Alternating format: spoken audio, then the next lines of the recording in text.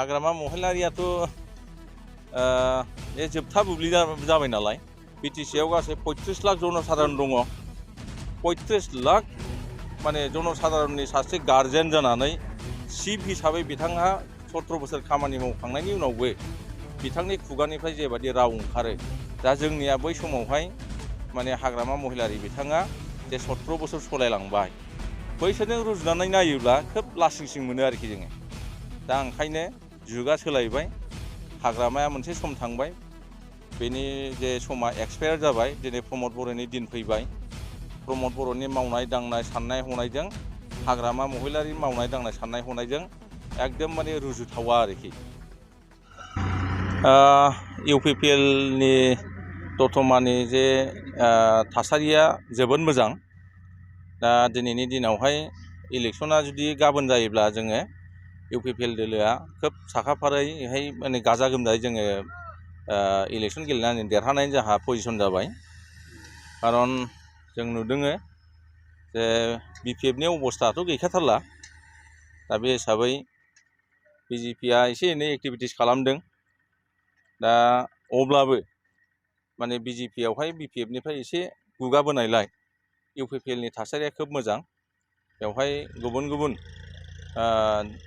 दोलोनि आरो दल संगठननि जे सापर्ट बा मानसिफोरा जोंनि माने इउपिपिएल दोलोआवहाय जोंनि इउपिपिएल दोलोनि फारसे जे एट्राकसन जानानै फ्राय माने जोंजों जयनिं जागोन। हयथ' गाबोन सानसे समफोर आरोबाव जोङो 1000 प्लास जोंनि माने दतमा समस्तिनि गुबुन गुबुन राजखान्थि दोलोनि मावथि बा दैदेनगिरि बिथांमोनहा बा सापर्टारफोरा जोंनि दोलोआव आरो जगदान मोनसे हाबाफारि दङ। फैबाय थानाय बिसायख'थियावहाय हाग्रामा महिलारिया गावखौ सरकार दागोन होननानै बुंबाय थादों। दा बेनि सायाव नोंथाङा मा बुङो? हाग्रामा महिलारियाथ' बे जोबथा बुब्लि जाबाय नालाय बिथाङा माने जेखौ गोसो बेखौ दा बुंलाबायग्रा जाबाय। दा सिगांनि समाव जों सानोमोन बिथाङा सासे बर' जाथिनि माने बिर जोहोलाव जों सानोमोन, जों गनायोमोन। खिन्थु दिनैनि दिनावहाय बिथांनि खुगानिफ्राय जे भाषाफोर ओंखारो, बिथाङा जे लेभेलसिमावहाय माने राजनिति गेलेनो ओंखारदों बे खोब लाजिथाव।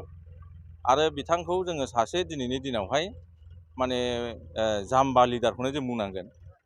माने बिनि खुगानिफ्राय जे माने ओंखारनाङै रावफ्रा ओंखारो, जाम्बा, फाग्ला, बुरबक होननाय भाषाफ्रा एकदम सालाय बिजौआव हाग्रामा महिलारि बिथांनियाव दङ।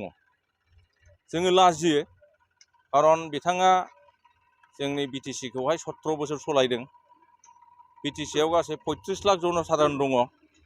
35 लाख माने जनसाधारननि सासे गार्जेन जानानै चिफ हिसाबै बिथाङा 17 बोसोर खामानि मावखांनायनि उनावबो बिथांनि खुगानिफ्राय जेबादि राव ओंखारो बे जोंनि 35 लाख जनसाधारनफोरनि जोंनि बिटिआर ओनसोलनि थागिबिफोरनि थाखाय खोब लाजिथाव बाथ्रा। खारन बे 35 लाख जनसंख्याखौ दैदेननाय सासे नेता जानांगौआ बेबादिनो जाया। नर्थ इस्टआव जों जेसेबां स्टेटफोर दङ, जोंनिया बिटिसिआ मोनसे काउन्सिल जानो हागौ बिटिआरआ, खिन्थु जोंनि पपुलेसना बिसोरनिफ्राय बांसिनजोब। गासै जोङो माने 7था स्टेटआवहाय नर्थ इस्टआवहाय जेसेबां रायजोफोर दङ, दा बेखौ नायोब्ला गुबुन रायजोफोरनि चिफ मिनिस्टारफ्रा जेबायदि क्वालिटिनि मानसिखौ भट होनानै देरहानानै चिफ मिनिस्टार बानायो, दा जोंनिया बै समावहाय माने हाग्रामा महिलारि बिथाङा जे 17 बोसोर सलायलांबाय बैसोरजों रुजुनानै नायोब्ला खोब लासिंसिं मोनो आरोखि जोङो। दा ओंखायनो जुगा सोलायबाय, हाग्रामाया मोनसे सम थांबाय, बेनि जे समा एक्सपायार जाबाय। दिनै प्रमद बर'नि दिन फैबाय। प्रमद बर'नि मावनाय दांनाय साननाय हनायजों हाग्रामा महिलारि मावनाय दांनाय साननाय हनायजों एकदम माने रुजुथावा आरोखि। दा जोङो खोब गोग्गानाय मोनदों। प्रमद बर'आ जे लेभेलसिमाव राजनिति खालामदों, दिनैहाय प्रमद बर' मडेल अफ पलिटिक्स बे सोलिबाय थादों। बे हाग्रामा मडेल अफ पलिटिक्सआ जाहैबाय दादागिरि, गुन्दा, जौ जुवाजों माने गफबनानै मानसिफोरखौहाय दादागिरि मोनसे कालसार जोंनाव गायसननानै जोंनि माने इयुन लाइमोनफोरखौहाय गाज्रि लामाथिं लांनाय।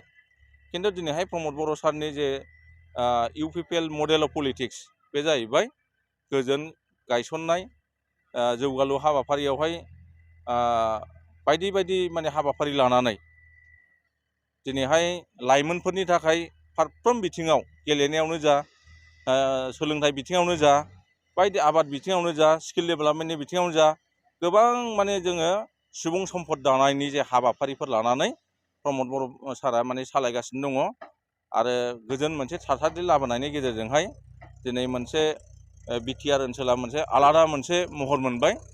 फ्राय बिटिआर ओनसोलाव थानाय जे 35 लाख जनसाधारन गुबुन गुबुन जाथि जनगोष्ठीनि मानसिफोरनि जे माइन्डसेट गोसोनि जे साननाय बे कमप्लिट चेन्ज जाबाय।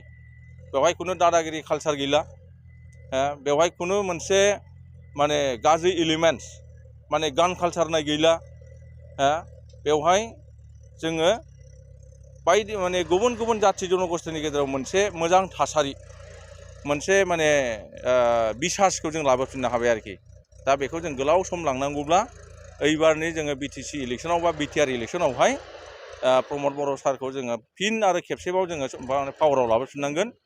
दा इउपिपिएल दोलोआ दिनैनि दिनावहाय जुदि इलेक्सन जायोबा जोङो 30टा समस्तियाव जों देरहायो।